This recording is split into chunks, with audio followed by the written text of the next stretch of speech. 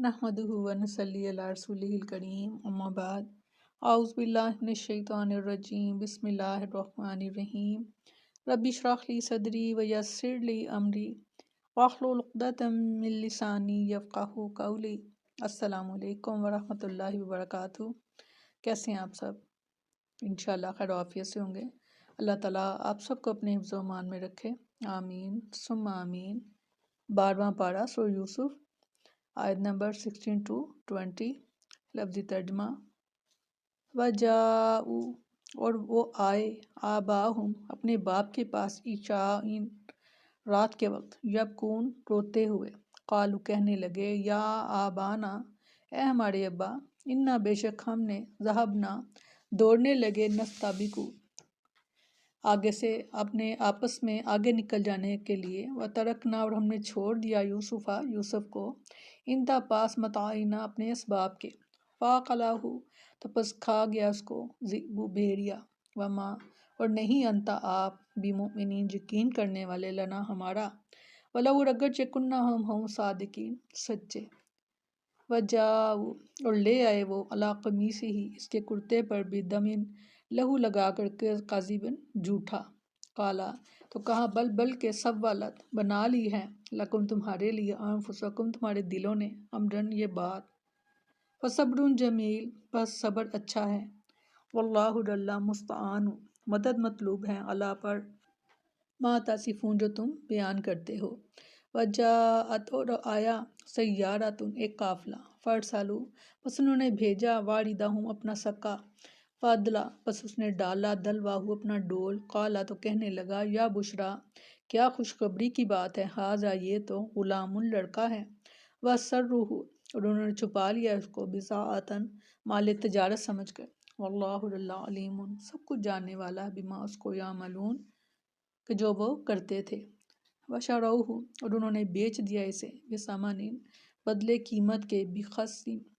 थोड़ी, दराहिम, चौनिया, यानी कुछ रकम के बदले, मादूदतन, चंद गिनती के, वकानू, और वो रहे थे, फी, इससे, मिन ज़ाहिदीन, बेरग़बत। फरमाया, और वो अपने बाप के पास अंधेरा पड़े रोते हुए आए। उन्होंने कहा, अपने बाप को धोखा देने के लिए उज़्र पेश किया था, ताकि इन्हें यकीन हो जाए कि यूसुफ इस दुनिया से रुखसत हो गए, और आहिस्ता आहिस्ता इनके दिल से यूसुफ की मोहब्बत निकल जाए, और इनके भाइयों को पूरी मोहब्बत देने लगे। रात के वक्त याकूब अलैहिस्सलाम के पास इसलिए आए कि दिन की रोशनी में इनकी झूठी मादरत का भरम ना खुल जाए, और इनकी आंखों में झूठ का ना पड़ लें, और रो कर उन्होंने ये बावर कराना चाहा कि यूसुफ से इन्हें बेहद मोहब्बत थी, ताकि याकूब अलैहिस्सलाम इनके दिल में इनके बारे में कोई शुबा ना गुजरे। फरमाया, कहा कि हमारे बाप, बेशक हम दौड़ में एक दूसरे से आगे निकलते चले गए,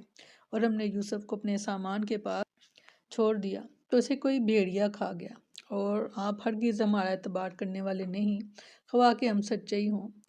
यानी जैसा कि आप डर रहे थे जब हम आपस में दौड़ का मुकाबला कर रहे थे, और यूसुफ हमारे कपड़ों और खाने पीने के सामान के पास बैठा था,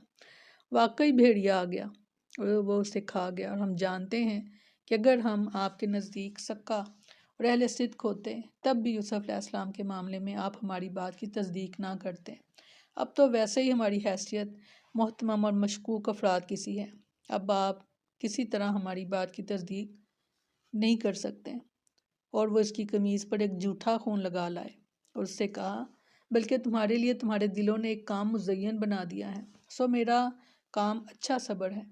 और अल्लाह ही है जिससे इस पर मदद की जाती है, जो तुम बयान करते हो। उन्होंने यूसुफ अलैहिस्सलाम की कमीज़ को एक बकरे के खून से लथपथ कर दिया, और इसे अपने बाप के सामने रख कर कहा कि ये देखिए यूसुफ की कमीज़, जो इसके हलाक हो जाने के बाद हमें मिली है। लेकिन याकूब अलैहिस्सलाम ने इनकी बात ना मानी, और कहा कि ये कहानी तुमने अपनी तरफ से गढ़ी है। तुम्हारे कहने के मुताबिक तो भेड़िया बड़ा ही अक्लमंद था कि यूसुफ को खा गया और उसकी कमीज़ को नहीं फाड़ा। अब मेरे लिए इसके सिवा और क्या चारा है कि अल्लाह की तकदीर पर सब्र जमील से काम लूँ, और अल्लाह ताला से मदद मांगूँ कि वह तुम्हारे झूठ का पर्दा फाश कर दे, और यूसुफ अलैहिस्सलाम का सही सालम जिंदा पाया जाना जाहिर कर दे। वजाऊ अला कमीसी ही बिदामिन कज़िब, यानी झूठ मूठ का खून, जो यूसुफ अलैहिस्सलाम का खून नहीं था, अपने मकरो फरेब और साजिश को سچ ثابت کرنے کے لیے انہوں نے یہ ایک تدبیر کی تھی۔ رسول اکرم صلی اللہ علیہ وسلم نے جھوٹ کو نفاق کی علامتوں میں شمار کیا ہے۔ سیدنا ابو ہریرہ رضی اللہ عنہ بیان کرتے ہیں کہ رسول اللہ صلی اللہ علیہ وسلم نے فرمایا، منافق کی 3 نشانیاں ہیں: جب بات کرے تو جھوٹ کہے، جب وعدہ کرے تو اس کی خلاف ورزی کرے، اور جب اس کو امانت دی جائے تو خیانت کرے۔ فصبر جمیل واللہ المستعان علی ما تصفون، یعنی میں تمہاری اس سازش پر جس پر تم سب متفق ہو گئے ہو صبر جمیل کا مظاہرہ کروں گا، حتیٰ کہ اللہ تعالیٰ اپنے لطف و کرم سے میرے اس غم و انداکا کو دور فرما دے۔ سیدہ عائشہ رضی اللہ عنہ نے واقعہ افک بیان کرتے ہوئے فرمایا، اگر میں تمہیں کہوں کہ میں اس جرم سے بری ہوں اور اللہ جانتا ہے کہ میں واقعی بری ہوں تو تم نہیں مانو گے، اور اگر میں اس معاملے کا اعتراف کر لوں اور اللہ جانتا ہے کہ میں بری ہوں تو تم اس اعتراف کو سچ جانو گے۔ واللہ، میری اور تمہاری مثال یوسف علیہ السلام کے باپ کی سی ہے، انہوں نے فرمایا تھا سو میرا کام اچھا صبر ہے، اور اللہ ہی ہے جس سے اس پر مدد مانگی جاتی ہے جو تم بیان کرتے ہو۔ سیدنا صہیب رضی اللہ عنہ بیان کرتے ہیں کہ رسول اللہ صلی اللہ علیہ وسلم نے فرمایا کہ مومن کے معاملے پر تعجب ہے کہ اس کے لیے اس کے ہر معاملے میں خیری ہے، اور مومن کے سوا کسی دوسرے شخص کو یہ سعادت حاصل نہیں۔ وہ اس طرح کہ اگر اسے خوشی نصیب ہو تو شکر کرتا ہے، اور یہ کہ اس کے لیے بہتر ہوتا ہے، اور اگر اسے مصیبت پہنچے تو صبر کرتا ہے، اور یہ بھی اس کے لیے بہتر ہوتا ہے۔ سیدنا ابو سعید خدری رضی اللہ عنہ بیان کرتے ہیں کہ رسول اللہ صلی اللہ علیہ وسلم نے فرمایا، جو شخص اپنے آپ کو لوگوں کے سامنے ہاتھ پھیلانے سے روکتا ہے تو اللہ تعالیٰ اسے ہاتھ پھیلانے سے بچا لیتے ہیں، اور جو شخص بے نیازی اختیار کرتا ہے تو اللہ تعالیٰ اسے غنی عطا فرما دیتے ہیں، اور جو شخص صبر کرتا ہے تو اللہ تعالیٰ اسے صبر کی توفیق عطا فرما دیتے ہیں، اور کسی کو بھی صبر سے زیادہ بہتر اور اس سے زیادہ بے پایہ خیر نہیں ملی، یعنی یہ سب سے بڑی نعمت ہے۔ سیدنا عبداللہ بن عمر رضی اللہ عنہ بیان کرتے ہیں کہ رسول اللہ صلی اللہ علیہ وسلم نے فرمایا،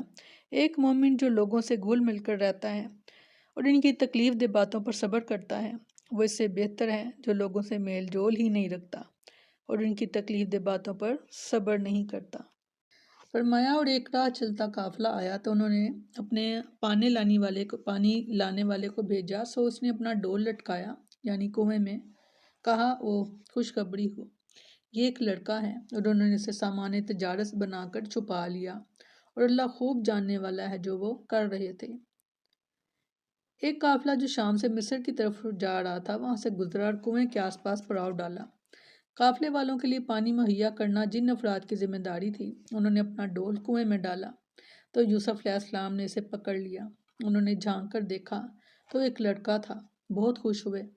اور یوسف علیہ السلام کو سامان تجارت بنا لیا اور قافلے والوں سے کہا کہ ہم نے کنویں والوں سے اسے خریدا ہے۔ انہی حالات کو مد نظر رکھتے ہوئے اللہ نے اس کے آخر میں دھمکی کے طور پر فرمایا